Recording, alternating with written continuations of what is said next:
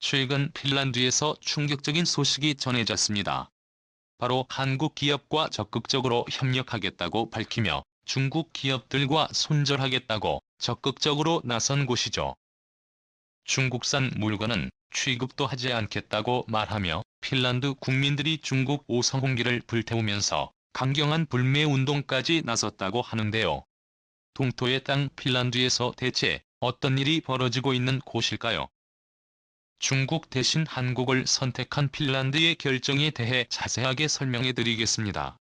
현재 연일 여러 사람들의 입에 오르내리는 우크라이나 전 세계가 추이를 지켜보고 있는 가운데 프랑스 마크롱 대통령이 러시아 푸틴 대통령과 나눈 대화가 화제에 올랐습니다.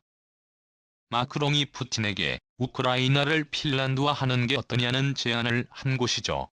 뜬금없이 등장한 핀란드화에 많은 이들의 관심을 보였는데요. 핀란드화란 국제정치학 용어에 등장하는 단어로 약소국이 자국의 주권을 보장받는 대신 인접한 강대국의 외교 정책에 반대하지 않는 외교 안보 노선을 지칭하는 단어입니다.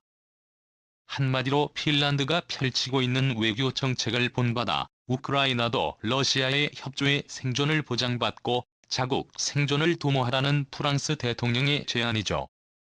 일찍부터 현실을 깨달은 핀란드는 생존을 위해 러시아와 협력을 약속 자국의 독립을 보장받는 대신 외교적으로 러시아와 협조했습니다. 혹독한 환경의 핀란드는 강대국 러시아의 존재에도 불구하고 살아남기 위해 유연한 태도를 보이며 생존을 위해서라면 그 어떠한 일도 할 수 있다는 자세를 보였습니다. 에 있어서도 마찬가지인데요.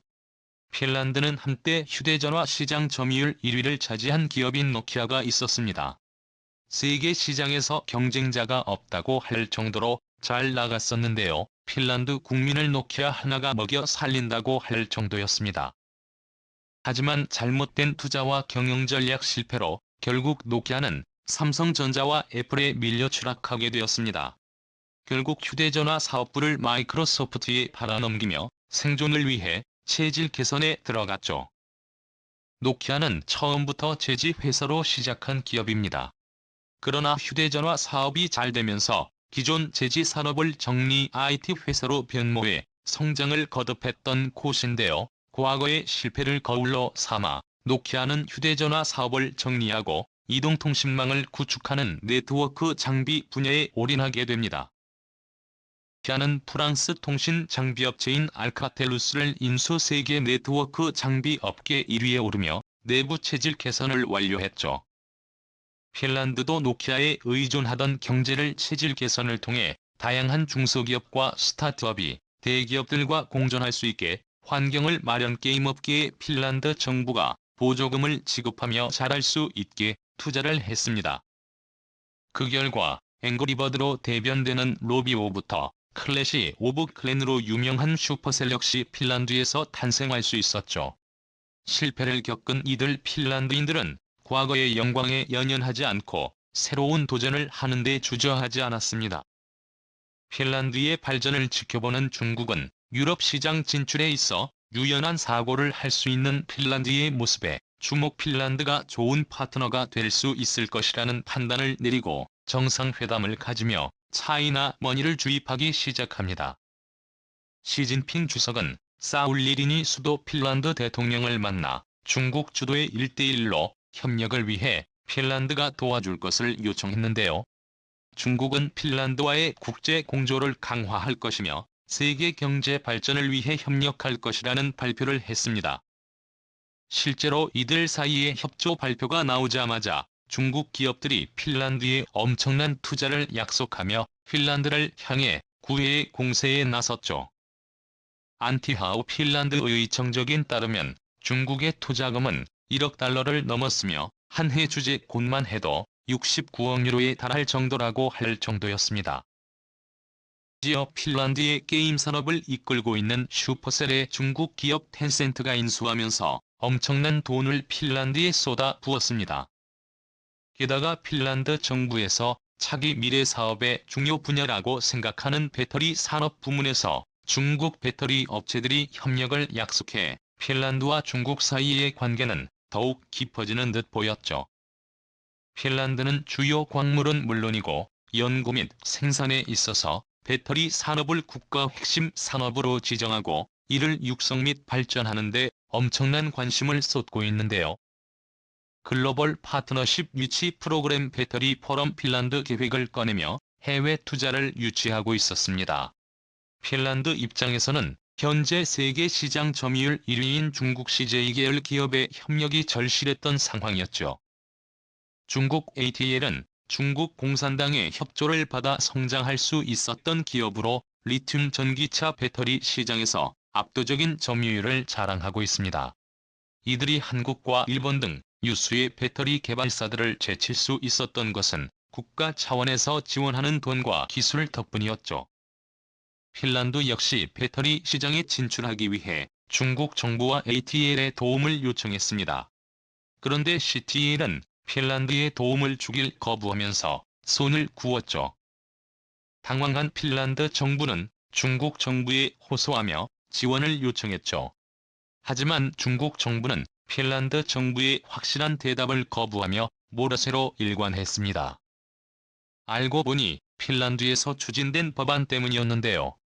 국가안보를 이유로 중국 통신 장비업체를 견제할 수 있는 법안이 의회를 통과하자 중국에서 태도를 바꾸며 핀란드와의 협력을 거부한 것이죠. 이를 비롯한 중국 통신 장비는 도청의 위험에 노출되어 있어 이를 사용하는 데 주의가 필요하다는 소문이 돌면서 유럽 각국은 중국 장비 퇴출에 협조했습니다. 핀란드 역시 이 흐름에 동참해 자국 안보에 위험을 미치는 중국 장비에 대한 견제 법안을 통과시킨 것이죠. 화웨이를 통과하지 않았다는 이유만으로 약속을 저버린 것입니다. 일방적인 중국의 태도에 핀란드 정부는 엄청난 실망을 하게 되죠. 하지만 실패해도 새로운 길을 찾아 나서는 핀란드답게 중국 대신 다른 국가에게서 성공 가능성을 보게 되는데요. 그게 바로 대한민국입니다.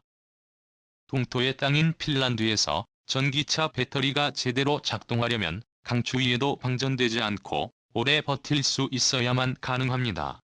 기존 리튬 배터리로는 한계가 있다는 것이 정설이었죠. 그런데 한국의 스타트업이 이 문제를 해결한 곳입니다.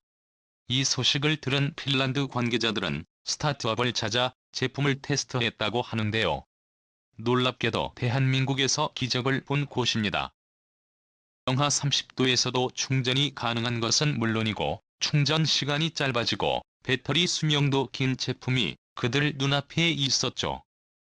기존 배터리보다 훨씬 잘 버티면서 성능이 좋은 것에 반한 핀란드는 즉시 한국 중소기업과 계약을 맺어야 핀란드에 배치될 노면 전차 개발 사업에 한국산 배터리를 투입 전 지역에 걸쳐 한국산 배터리를 도입 계획을 발표했습니다.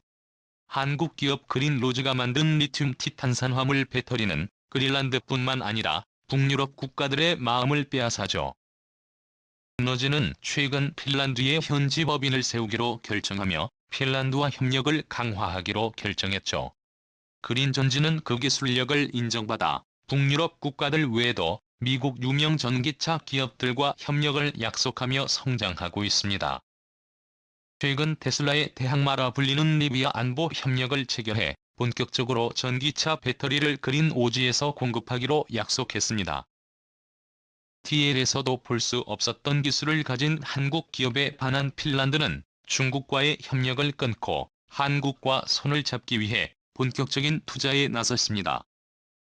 그러지 않아도 배터리 산업의 전력 투구를 결정한 핀란드 입장에서는 한국과의 협력에서 대박의 기회를 포착한 곳입니다.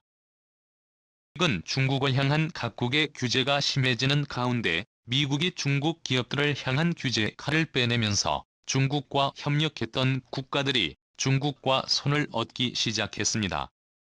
테슬라의 경우 CATL 배터리를 사용하지 않기로 결정했고 BMW 역시 CT의 배터리 사용을 포기하고 EV를 배터리 공급사로 선정해 규제 회피를 위한 움직임에 나섰습니다.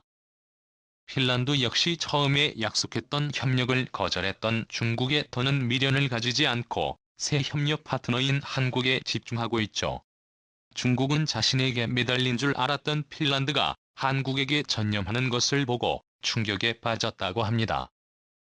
핀란드는 아이더 나아가 중국 기업을 핀란드에서 다 쫓아내겠다고 말하며 국제사회에 중국에 대한 강력한 규제를 약속 중국과의 선전에 속도를 올리고 있습니다. 첨단 제품만이 아니라 전 제품에 걸쳐 중국 제품 의존도를 낮추겠다고 발표한 상황. 국제관계에서 영어는 아군과 적도 없다고는 하지만 매몰차게 도움을 거절했던 중국의 뻔뻔한 태도를 참고 넘어갈 국가는 많지 않습니다. 중국에게 당한 핀란드는 빠르게 중국 규제에 동참했죠. 유럽의 일원으로서 중국 제재에 앞장서겠다고 나서는 핀란드는 중국 비스코스 레이온, 섬유의 주원료인 수용성 펄프 수출을 중단, 펄프 사업의 재편이라는 명분을 들며 중국과 거리두기에 나섰습니다. 인조 비단이라는 명칭으로 불리는 비스코스 레인은 세계에서 세 번째로 많이 사용하는 섬유로 중국에서 생산됩니다.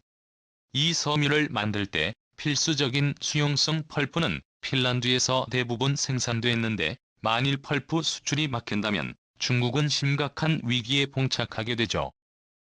중국 대신 한국을 선택한 핀란드 덕분에 한국은 북유럽 시장을 넘어 유럽 시장에서 점유율을 늘릴 수 있게 되었습니다. 한국의 발전에 박수를 보내며 한국과 핀란드 사이의 좋은 관계가 계속 유지되길 기원하겠습니다. 수고해 주셔서 감사합니다.